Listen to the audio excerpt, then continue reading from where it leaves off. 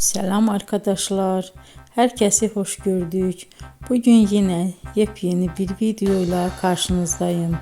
Hayranlıkla izlediğimiz Can Yaman ve Demet Özdemir çiftinden çok güzel fotolar hazırladım. Onlar Erkenci Kuş dizisinde Can ve Sənem karakterlerine hayat vermiştiler ve herkesin beğenisini kazanmıştılar. Biz de sizler için onların özel fotolarını hazırladık. Bu möhtəşəm videoların gəlməsini istiyorsanız bol bol yorum yazın, kanala abone olun, sona kadar izleyin. İzleyen herkese teşekkür ederim.